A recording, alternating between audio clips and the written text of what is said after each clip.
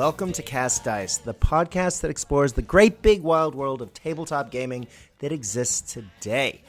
It has been said many times, usually on this podcast, that we are in the middle of a gaming renaissance. There are just too many good games out there that we can be spending our hobby time and our hobby dollars on. It can be hard to tell what to play next. As the kids say, it can lead to a serious case of fear of missing out. Now, normally, this would be the part where I start talking about the awesome guests that I have on this week's show. But this week, we're going to do something a little different. For those who've not been following me on Facebook, I have been doing a lot of traveling the last couple of weeks. My grandmother turned 106, and so I flew back to the United States for her birthday, and I've been traveling from city to city, place to see friends and family, and attend quite a few family reunions, which has been absolutely fantastic. Now, while I've been traveling, I haven't been able to, of course, travel with my full podcasting rig. I know the last time I was back in the States, I was able to jury rig a sound system together to have our good friend Seamus and Casey on, but this time that was just not possible. I did, however, bring a microphone as I was invited on friends of the show, the Long Box Crusade. I was invited on one of their shows, Saturday Matinee Theater, and talked about Flash Gordon. And I'll get to that in a little bit. But I thought, given that when traveling, you have a lot of downtime, a lot of time sitting in airports, a lot of time sitting in the back of cars watching the train go by, and a lot of laying up at night with ridiculous jet lag, it occurred to me that there are just a lot of things that I'd like to probably talk about. Now, I do express my opinion on this show, and I do it fairly often. However, it is often through the lens of a visiting guest. So this week, I'm going to do something a little different. Rather than hang up the gone fishing sign while I'm traveling, I thought I might do a solo episode. Now, to be honest, the idea of this is terrifying. I am, by nature, the straight man on this show. When I had a radio show way back when, I had more interesting people on, and I would sort of guide them through conversations, or at least try to. And that's kind of how I do the podcast. I love to, just to pull back the curtain a little bit and talk shop, I like to have other people on, as I don't really like talking by myself for this long. But today, I hope you will bear with me as I try this, after many, many years of podcasting, the first solo cast I've ever done. Anyway, let's move on. So as I said, it's easy to be reflective when traveling as long a period and as distance as I have been. And so I thought I would talk about a few of the things that I've experienced, a few of the things I've been thinking about, and just a few industry events that I've found really interesting of late. Now, of course, this is just me. So in a way, this is an editorial. I don't know how controversial it'll be. But as always, if you have any comments or sneers, jeers, abuses, as one of my teachers growing up would say, I hope that you will contact the Cast Dice Facebook page and message me there. That's CASTDICE. And just send us your thoughts. Now, talking with the Long Box Crusade guys last night did get me thinking. This may be a good opportunity to just talk a few housekeeping issues that sometimes I neglect to talk about at the end of episodes, be it timing-wise, or I just hate to ask people. But I've had a few people ask of late, again, if I have a Patreon page. I do not. I look at podcasting as a personal hobby. It's something I enjoy. It's something I love doing. And I feel funny asking other people to pay for my hobby.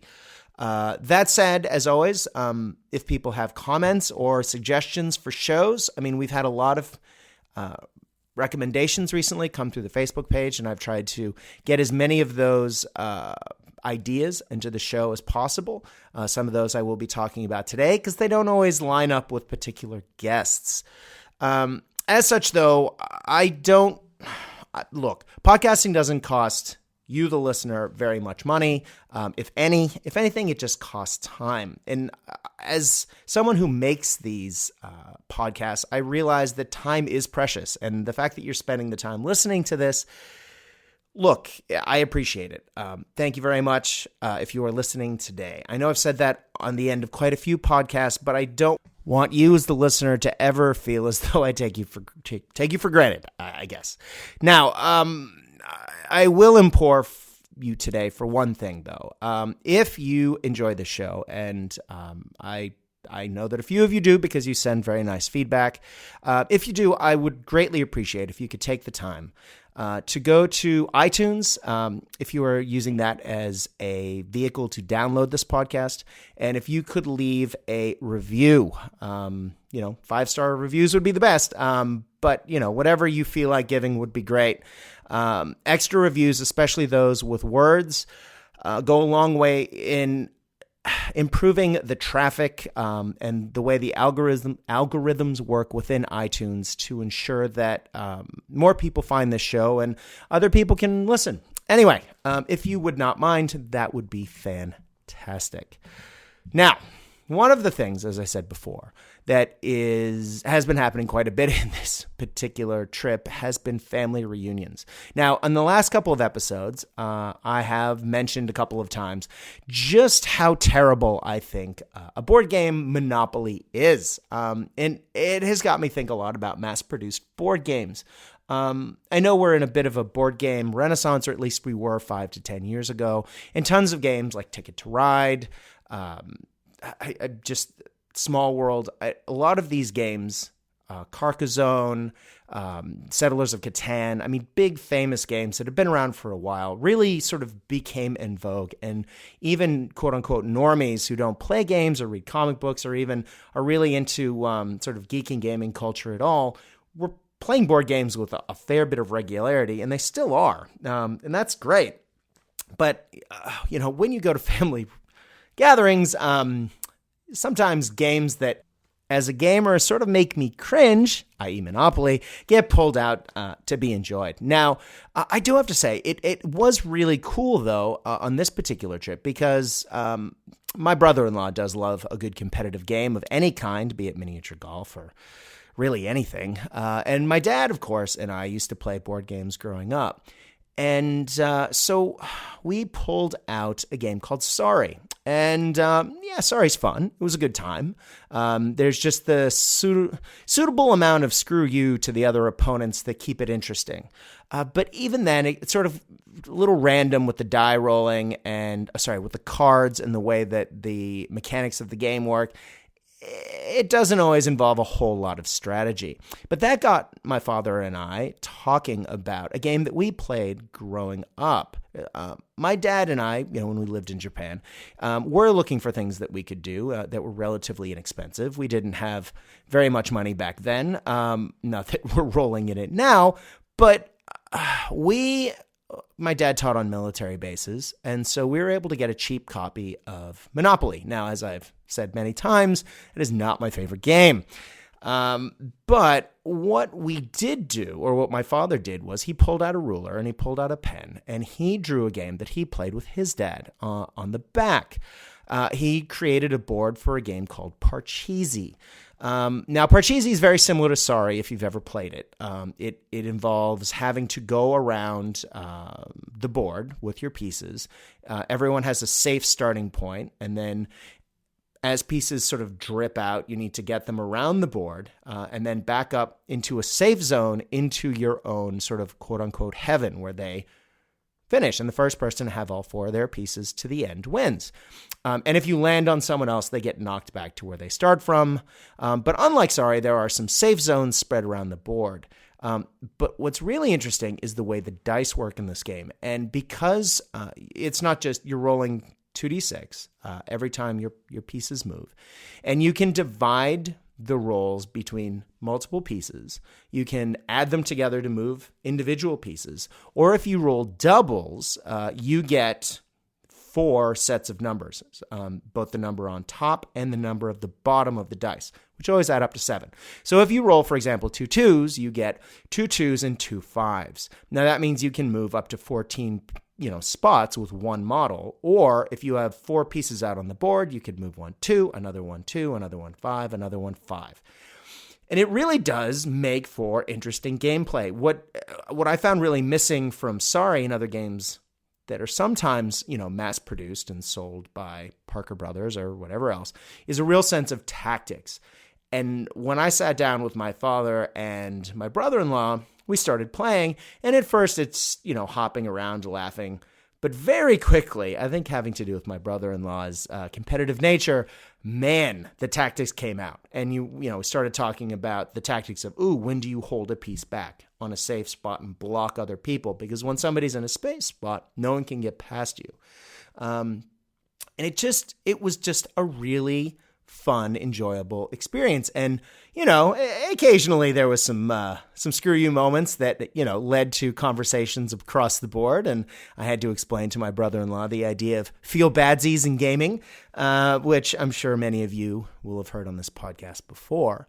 But yeah, it just reminded me that though, I guess sometimes I have a disdain for mass-produced games. I don't know if Parcheesi counts, but there's real potential out there, and it's just a lot of fun, to the point where we ended up having a little Parcheesi tournament, so to speak, over the span of one family reunion. And I think we've probably played that game to death for at least the next 10 years. But as I live thousands of miles from my family, being back around them, of course, stirs up feelings of nostalgia. Playing that game absolutely did. And you guys know how much I enjoy nostalgia. In fact, I think I've leaned into the extra nostalgic nature of this trip by bringing a game along to revisit and to play and figure out. Kick the tires, so to speak, as I sometimes say. Put the boots on the ground and get some gameplay in. Now, of course, that means a lot of solo play, but the game I'm talking about is a game that I absolutely adored as a kid. And when I say a kid, I do mean a kid, but also as a teenager, because I played it forever. And of course, I'm talking about Battletech. I have talked about Battletech a little bit recently, and I'm going to do a whole episode or two about it soon. But I did want to share a few thoughts I've had about it, because I recently got the reissued box, the full game and the beginner's box. I think it's called Battletech, the Game of Armored Combat. And it is really astonishing how little the game has actually changed since the 80s. I have the original rulebook at my parents' house, which I've recently pulled out when I was home, and I pulled out the new rulebook that I got in the box game, and they are strikingly similar. What I guess is the big difference is the quality of the maps has gone up considerably. They've cleaned up the language of the rules quite a bit, and so there's nice acronyms in there to help you remember the order of turns and the modifiers for shooting and for combat. But of course, one of the big things that's really changed, and I think is really drawing a lot of people back to the game, is that the new box sets have new models in them. Now, Battletech, was a game that when it originally came out had cardboard cutouts. And then you could buy additional boxes. They had, I think it was called the Additional Units box, and there was an updated one when the clans came later. And it was just a box, and it had a ton of additional cutouts for new mechs that had not appeared in the original box. Which was really cool. And I got that as a kid, and I thought it was absolutely fantastic. And I played with those cutouts forever. I wore them out. But eventually, gamers wanted models. And there were some models back in the day, and they were okay. But as they sort of shifted over and they tried to mass produce the game's models and sort of encourage people to play with miniatures more, they came out with plastic models. And unfortunately, even back then, even back in the late 80s, they were woeful, I think is the word. And I don't usually speak disparagingly of things on this podcast, but God, they were terrible. They were out of proportion. The detail was soft. They had awful mold lines. They were just, they reminded me more of those plastic toy soldiers you play with as a kid that you would buy sort of in bulk. They were just not great quality. And around the same time, sort of Games Workshop was making its massive run with Rogue Trader, and end of Rogue Trader, beginning of second edition. And man, the quality between the two companies was night and day. And I know at that point, I sort of put Battletech down and I picked up GW, and I kind of didn't look back until recently, which is a little sad. But I know there was a legal dispute, quite a few legal disputes with Battletech over the years. And I'm sure we'll get to that on the next time we talk about it. But ownership of the game has changed dramatically several times. There's been lawsuits about which mechs can be used where. And given all of that, again, I think it's astonishing that the game itself has, in essence, remained timeless. We are still playing variations of Battletech sort of version 1. Now, I know it was originally called Battle Droids and all of that, but at its essence, at its core, it is still the same game. Now, you used to balance forces by counting up tonnage of the mechs, be them light, medium, heavy, or assault. But these days, they've sort of gone with slightly finer variation on that by adding point values. I'm not sure exactly how those point values have been determined, but I think it does make for a fairer game. And so while I've been traveling, when I've been up with jet lag in the middle of the night, or when I've been on long haul flights, I brought a map section that fits on a small table, and I printed out some map sheets, and I brought some of my old cardboard cutouts, and I've been on planes and in hotel rooms playing Battletech against myself. And while that isn't giving me the full tactical feel of the game, not trying to, outthink my opponent, I think it's mechanically given me a pretty good idea of how the game works. And I really went out of my way to see if I could sort of break the balance. I played, a one-on-one game, one mech versus one mech. I played 2-on-2, but those, of course, were similarly weighted / point valued mechs. And, I tried to mix it up a little bit by having some long range versus some short range. And ultimately, I thought it balanced pretty well. Seamus, as I said, good friend of the show, he and I were talking, and he wondered if you had a heavy mech, if you tried to balance that out against sort of an equal number of points of light mechs, would that make for a good game? And so I played that out as well. I took one of my old school favorites, the Thunderbolt, versus a Locust, a Stinger, and a Panther, and I put them all on the table, and I played that out. And it was a nail-biter. I think at the end, the Thunderbolt was down to, it's had one of its torsos and arms ripped off. It was literally down to one arm. It was sort of limping along, and it had a large laser on one arm. And in the end, the Panther had been destroyed. The Stinger had an engine explosion, and so it sort of supernovaed on the board. And the Locust had no arms, damaged torsos, and sort of limped away slightly faster than the Thunderbolt could catch it. So it was an incredibly cinematic game. It was a lot of fun. The Thunderbolt was always sort of trying to turn and swat the lighter mechs. They were always trying to get behind it, but because there was 3 of them and then 2 of them, there was always that, which way do you point if you want to try and get out of the line of sight? And so I think it was good for me to try and play that out, because it definitely gave me a feel of how lighter mechs, or faster mechs, I should say, are much harder to hit, but how some of the heavier mechs are a lot more durable. Now, I did wonder, since the Thunderbolt was a heavier armored mech, if something that was slightly, more prolific, like a Marauder or Warhammer, which are slightly heavier, but have slightly lighter armor, if they would have fared as well, given all the abuse the Thunderbolt took in that game. But the one thing with those mechs is they are significantly upgunned. They have far more firepower. So I think they would have made shorter work of the light mechs. But by the same token, the light mechs would have been harder to hit because they were moving.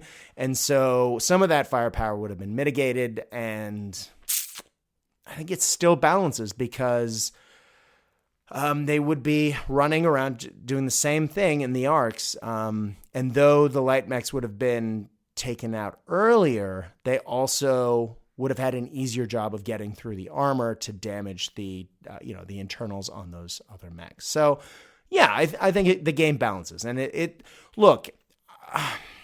I think I've been playing it at really small levels, and I think it works well for that.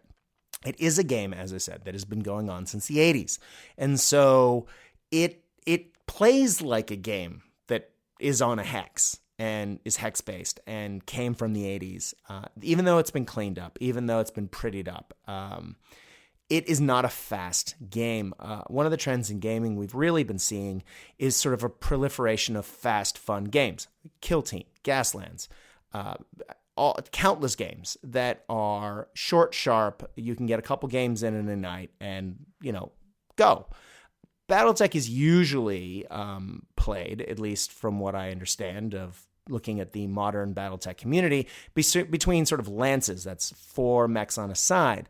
I get the feeling that if you played some lances, especially if you're including heavier mechs, you're gonna be there a while, and it might feel a little grindy, trying to get through each other's armor. And I'm sure there'll be some great tactics in there, but I think the game might, I don't want to say drag, but I think you need to be careful in your setup to sort of make sure that it doesn't. Again, I need to play more, but I've really been enjoying revisiting that game. As I say, it gets me right in the feels, reminds me of my childhood in a good way, because I spent a lot of my time traveling to and from school when I was a school kid in Japan, and that's where I sort of loved Battletech the most. I just would spend countless hours reading those rule books, reading the source books, and reading the novels. And I think that's important to remember. I think people always talk about the rich setting and the fluff that Games Workshop puts into its games. 40K has an incredibly deep history and broad world with countless races and iterations. And you could talk about the history of individual characters in that universe. And yes, they did go back in time and sort of flesh out 30K, the Horus Heresy era. But the Warhammer 40K universe has sort of always been, and yes, I know they did advance the timeline with 8th edition, but it's always sort of been the same moment in time. Yes, it's spread across a huge galaxy of planets and other realities through the warp and all of this, but to really think about, the Battletech universe is scarily deep. And you get to know the characters really well if you start looking through source books, reading novels, and they sort of intertwine in and out of books and stories and narratives. Characters that are old favorites will pop up in history books of the battles that are being fought. They'll make appearances in novels. It's really self-referential, but in a fun way that is, having revisited and reread a lot of these on my travels this trip, it's been really cool. And I'm really enjoying it. I think that depth of universe is pretty special, especially given, that's not something you can do overnight. And it's something that was built up over a huge number of years. And just to revisit it is, a little daunting. But the only bit I'm reading is essentially around the 3025 to 3035 succession war, fourth succession war, third succession war sort of era. I'm not even getting into the clans or the pre-clans or the post-clans or the jihad or the Star League before it all. It's 1,500 years of history, but it reads like actual history. There are history books of Battletech history. I'm holding one in my hand. The Fourth Succession War Military Atlas Volume 1, which just gives you the August to January between 2 years. And it reads, if you flip open, it's got diagrams of battlefields. It's got written up histories from sort of an over-the-top point of view. top-down point of view, and it reads suspiciously like the Osprey history books that we often read for bolt action. It, in fact, feels very historical. And I don't think I appreciated as a kid the effort that went into the sort of historical aspect of this game until I really started to play bolt action. If you look at all of the source books and all the history books for Battletech, the classic ones, the ones that I've really enjoyed and still work in the game today. I mean, if you look at, for example, if I'm holding up the Kellhounds book, which is a mercenary unit in the game, it has a unit history from its inception to its quote-unquote modern day, even though the history has advanced since then. Notable characters or personalities within the unit and their mechs that they pilot, but then the rest of the book is entirely made up of historical scenarios. It really does feel like a campaign book. And you can recreate battles that you can read about in the history books that are presented in other places or in the fluff at the beginning of the book, which is super historical. I mean, it feels like a historical game, even though you're talking about, not post-apocalyptic, but a declining technology future that is often quite grim. And, we're talking thousands of years in the future. And then all of a sudden you are creating, historically, quote unquote, accurate games to recreate battles that never existed. I just think it's really interesting. I think it may be showing part of its age from the 80s. I think they were trying to, fit what people saw as gaming at the time. A lot of people were playing historical games and things like that. But I think it's really interesting to look at now. I think maybe as an older gamer, I just love it. Anyway, I think it's probably time to move on to the next subject. But watch this space. There will be more Battletech content to come. Now let's move on to something a little more contemporary. How about Star Wars Legion? Now recently there was the Worlds event. So there was a series of tournaments that led up to one grand tournament, so to speak. Sort of the best of the best, sort of the masters of the Star Wars Legion world. And it was called Worlds. It took place in the United States. But it was a meeting of champions, people who played Star Wars Legion at a high quality or high caliber level. Now, I'm not saying that those people necessarily know the game top to bottom, in and out, better than anyone else, but they probably do have a lot more experience playing. They play it more often than perhaps the layman like myself. But there was some really interesting. I was listening to an interview with the winner of that event, and he was talking about a few things in the game. And it was pointed out in that interview that of the lists, so it was only sort of the best of the best at this particular event. So there was only 8 people playing. But of those 8 people, so there was something like 24 specialist slots in people's lists. I believe they said that 19 of them were taken up by sniper teams.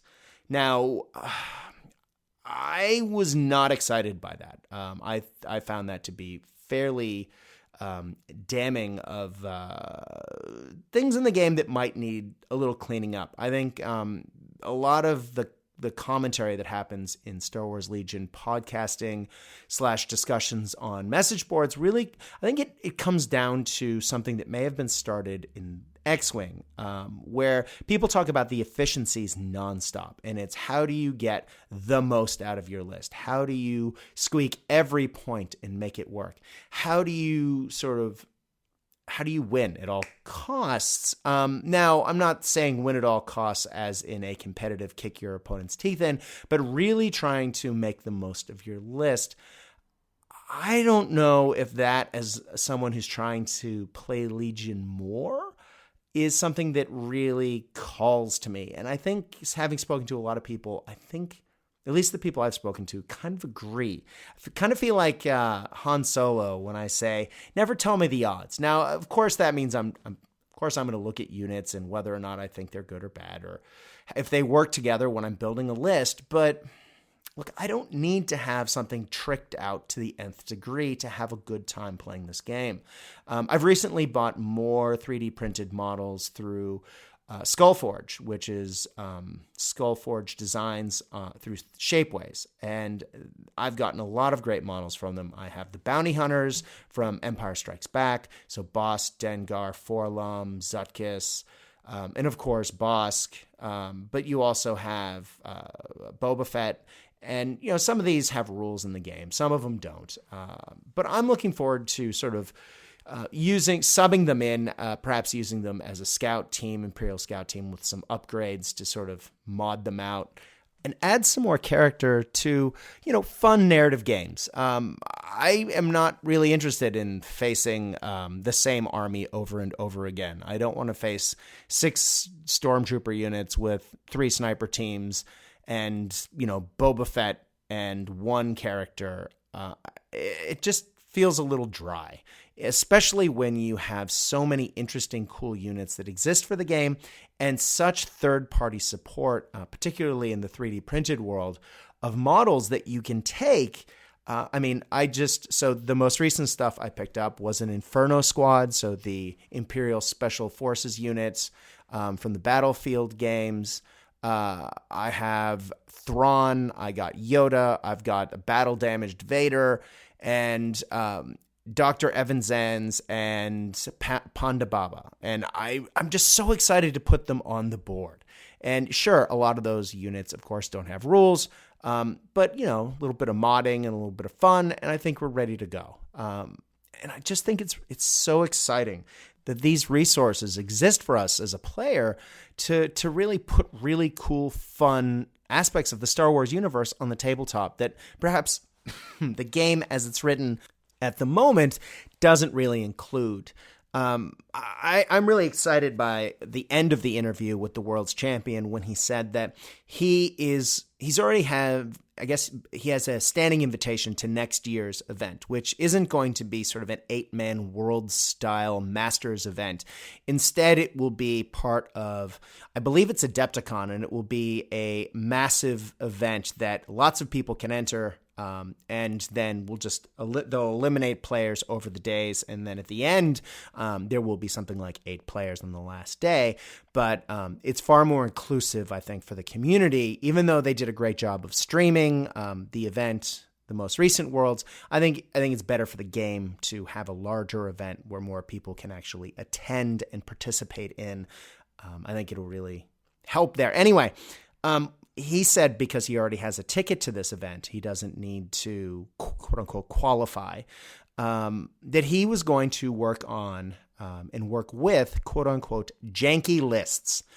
He mentioned one of those is, experimenting with multiple Imperial tanks or, taking some things that other people consider possibly not as efficient or not great, and really trying to make those work in the game. And I think that's great. I mean, if you get some of those players who are playing the game at sort of the higher levels, who do put the reps in, who do have a community presence. A lot of these guys play in an online league. Playing Legion online, people can spectate, people can watch. I think the more people like that sort of embrace lesser used units and sort of make them work, figure out ways to make some of these things, quote unquote, work in the quote unquote competitive world. I think we'll see more synergies. I think we'll just see more variety on the table. And I think that will really help because I know that some of the people who play this game are, sometimes put off by the sameness of some people's lists. I had a wonderful time playing in the Legion event recently in Melbourne right before I left with a good friend of the show, Drew, and we had an excellent time. I had 2 games. I didn't necessarily know what I was doing particularly well. My opponents definitely knew more than I did. I won my first 2 games, I think, out of sort of the hotness of the dice. But I definitely, I've referred to this on prior podcasts where you do well in the first couple of games, and it's like sort of the reverse submarine. and you sort of ascend beyond your quote-unquote skill level. And by the time I got to my third game, I got soundly beaten by someone who knew the game and knew how to counter my strategy, my tactics far better than I did. And I think at that point, my luck deserted me as well. But I don't want to take away from the fact that Dion knew what he was doing and absolutely soundly beat me. I definitely need to play more. And I think one of the places I'm going to be playing more is online. Now, I have mentioned in the past that I will be starting streaming games. Now, some of you have pointed out, a few people asked recently, whatever happened to that? Because I've been talking about it for quite a while. Well, a couple of things. One, I'm a city dweller. My wife and I live in a city in Melbourne's CBD. It is not a big place. And so finding a permanent setup or even something I could set up and strip down was always sort of a problem. But one of the reasons why, another thing several people have messaged me recently is asking me why I haven't been playing more games. Well, my wife and I have been working on our house for the last month or two to get it ready because we are going to be moving, and we're moving to a suburb outside of Melbourne near where I teach. And we have a house that we're moving into where I will have a dedicated gaming room, which is something that I have not had in a very, very long time. And I'm looking forward to setting up a permanent podcasting / game streaming rig that will be ready to go. And I definitely will not be streaming games as often as I podcast, but I would like to start streaming content. And I do have a few Star Wars Legion armies, some excellent terrain. Some of it was painted by the wonderful Muddy Funster. And so I'm looking forward to getting the game on the table and kicking the tires and just having a great time, particularly with some of those third-party units and models that you just don't see anywhere else.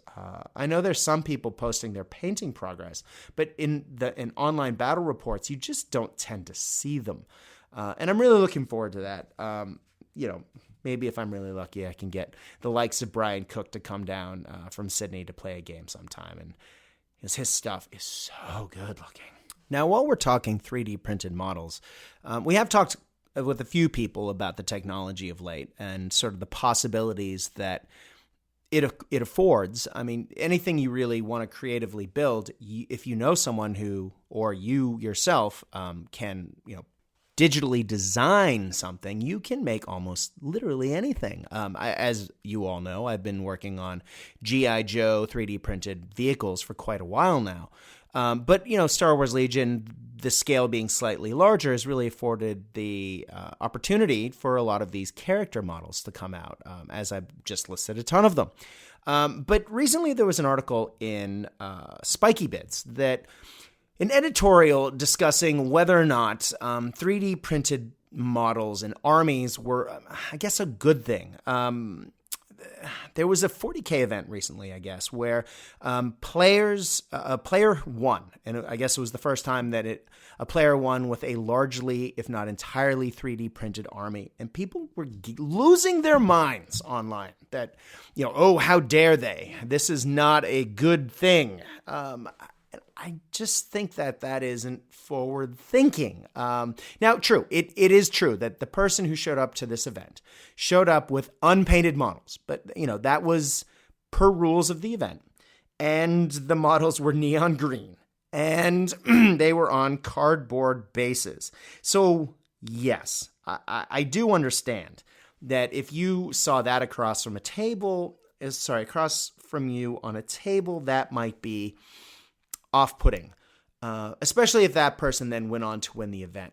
But I don't know, the way that 40K is sort of chases the meta, the way that Games Workshop likes to create games that are inherently not balanced. Now, I can hear people arguing with me in the background. I get it. I played 40K forever, and I played at a very high level. But the way that game inherently works, and I have argued vehemently against what I'm about to say, but largely in retrospect, especially stepping off that carousel and looking back, it really is a game that's dependent on codex creep.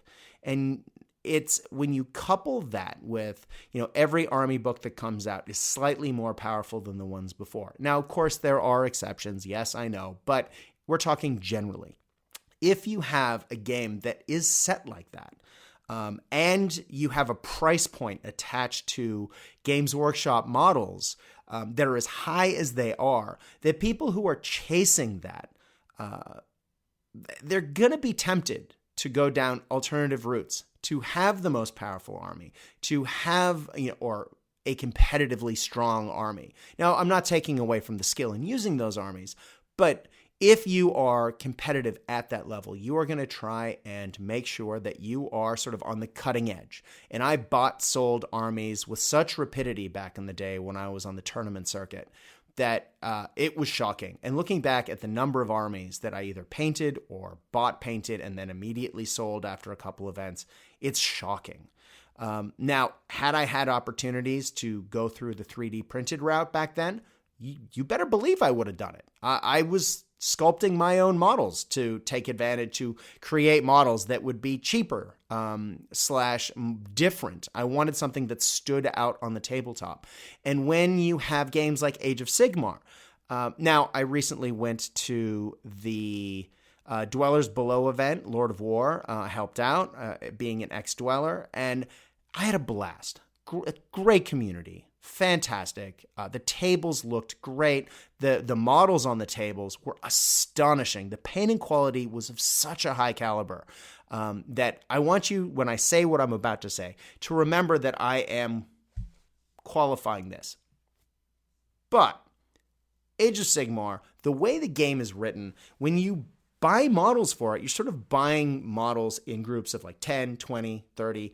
When you're building it, there isn't a whole lot of variety within the unit choices themselves. Yes, you can mix and match weapons a little bit. You can change them. There's a little bit of that. But I find the game, the way it works, is fairly prescriptive and constrictive. You end up with a lot of very beautiful armies that kind of look the same. And so you want something that really sticks out. And because, again, if you listen to, and I'm a big fan of The Honest Wargamer, love Rob and the guys, big fan of the show. But the constant conversation about which armies, which units are the best, and how, people often just take those. It's a meta chasing. So I think that it's incredibly short-sighted to be so critical and sort of ironic and might I say controversially hypocritical of the 40K / Age of Sigmar community. I think in this case more 40K to not want to include those models. I think that 3D printing technology really is the future of wargaming, and I would love to see Games Workshop come out with the ability where you can buy the STL files of their models. Now, of course, that would open up a huge floodgate of, well, if one person buys it, why can't they just share it with everyone? And that would be problematic for them, I'm sure, them wanting to control their IP, their property, their sales. But I am not the technological wizard / the smartest man in the world. But I think that the 40K community and gaming in general really just needs to start leaning into this because it's coming. There's nothing it's like Napster, but with the music industry. There's going to be a revolution with this. It's coming. How we adapt to change and how we look at the way that our community interacts with this technology, no matter what the game system, I think that is huge. Especially given the number of miniature agnostic games like Warlords of Erewhon, Genesis Project, even Gaslands that exist today. I mean, there's just countless games that allow you to play with what you want to play with. So in an environment where you can literally create what you want, whenever you want it, using 3D printing or, whatever else, I think that bigger game companies need to acknowledge and consider how this technology is going to impact them and take advantage of it, because It is wonderful. And as soon as companies like FFG or GW or, other large game companies start to sort of lean into this technology, I think it really will open the floodgates creatively for all of us. And I embrace that change, and I hope it's coming.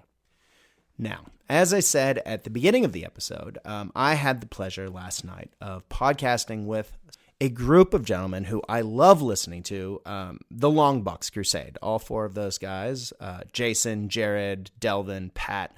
I listen to a lot of their shows, and some of you will no doubt recognize Jared and Delvin's names. Jared, of course, has been on when I talked about Big Trouble in Little China and Never Say Never Again. Delvin, of course, was on as one of our guests for the Transformers. And so these guys do a variety of podcasts about comic books, about old-timey television serials back from the 1930s, action movie reviews and commentary, and just, tons of stuff that I'm a big fan of. And the fact that they invited me on to talk about, circa 1936 Flash Gordon was just a ton of fun. So look for that episode. I will share it through the Facebook page of when that goes live. I had a blast. And it just reminded me of a few things. Now, I have been talking a long time about doing what I originally called way back when Story Time with Old Man Morin. And it was going to be a podcast that looked at novels, looked at movies, looked at comic books, and I never really fully got around to making that work. This show is literally just me, and I bring in guests and we talk about games. And sometimes when life gets busy as a primary school teacher, or when you're packing up house or whatever else, there may not always be time to play games. And so I'm going to resurrect this idea. Now, I'm not entirely 100% sure of the name yet. I'm thinking of just calling it something simple like Cast Dice Presents Storytime. But I am going to get back to talking about things that I love, in addition to and sort of tangential next to and relating to gaming. Now, does that mean that Cast Dice is going to stop? Hell no. Cast Dice will continue with the same frequency and the same vigor it always has. I'm talking about doing fun little side things where I get to really talk to people who aren't gamers all the time. Now, I do love talking to gamers, as you know, but I do sometimes like to bring, old friends on from other industries or from experiences in my life to talk about things like movies, comic books, television shows, books, novels, just things that inspire us as gamers. Just looking at and watching a bunch of old Flash Gordon serials got me inspired to watch one of my favorite movies, again, the Flash Gordon movie, and I'm going to have to do an episode about that at some point. But that, of course, tied in with Crooked Dice's posting recently that they're talking about doing a limited run Kickstarter of sort of fun science fiction models, and one of the models that they showed was one of Ming's Palace Guard from the 1980 Flash Gordon movie. Oh yeah. These are the people, of course, who also did the Visitor models from V. I love that you can get models for these things. Just going back to that whole comment I made before of the sky being the limit with 3D printing. I mean, the fact that there are companies making models for these things is fantastic. And so I want to do a podcast that talks about these inspirational things that, sort of drive our love of the hobby. I mean, games are great, rules are great, but it's really the fluff and the narrative that, in my mind, really drives a lot of why I game. And I think I want to share some of that love, the things that I love and the things that my guests love. So we're going to continue with that. Now, shows like the movie reviews that I've done recently, or movie commentaries, discussions, and sort of the Transformers, maybe some of the G.I. Joe chat that we've done of late will sort of fall under that umbrella. Again, it's still early days. I'm hoping to start that in the next month or so. Likewise, as soon as I am back in Melbourne and have moved house and have set up, you will start seeing videos of games. Now, I'm not sure exactly what games and who's going to be playing, but as we sort of figure our way through, I am looking forward to, showing people the games that I'm always talking about.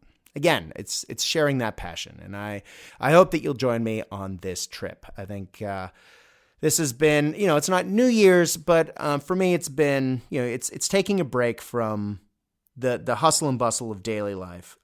This trip's been really good for giving me the time away from, everything that happens normally, to reflect back on what I like about what's been going on with the show, reflect about, how things are going and how I can improve, and to really think about sort of the future. I'm not sure that many of you are aware, but Cast Dice literally came into being on a trip like this 2 years ago. And so if you enjoy Cast Ice, I hope you'll be as excited as I am about the future of where this show and where I am going with it. But I think that is probably enough for today. That is, almost an hour of me talking by myself. I hope that you have enjoyed me talking about these things. I promise I will not make a habit of it. I find this sort of thing incredibly confronting. I prefer to talk with other people. Now, I do want to say that there's a lot of great stuff coming up for the podcast in the next couple of weeks / months, so I hope you tune in. And guys, as always, when you're playing the games that we know and love, I hope that your dice roll hot. I hope your beverages are cold. But more than anything else, when you're playing the games that we love, I hope you are having fun. This is Cast Dice saying good night.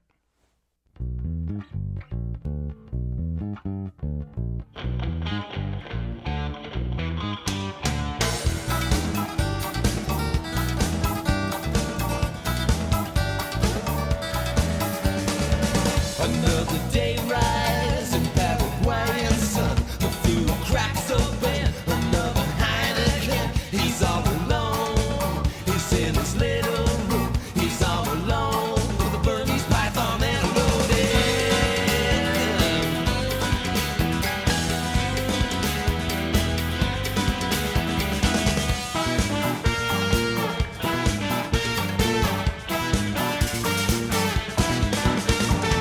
He sleeps by day, but not for very long. He knows he's on, and that's when the chase is on. In his dreams, one who knows that scent, faceless men with Russian winter.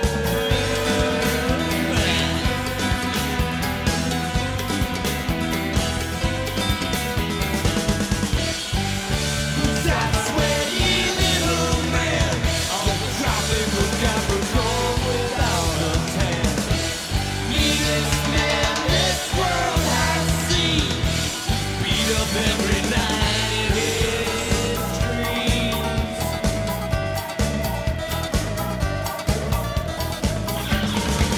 His friends are gone, and that track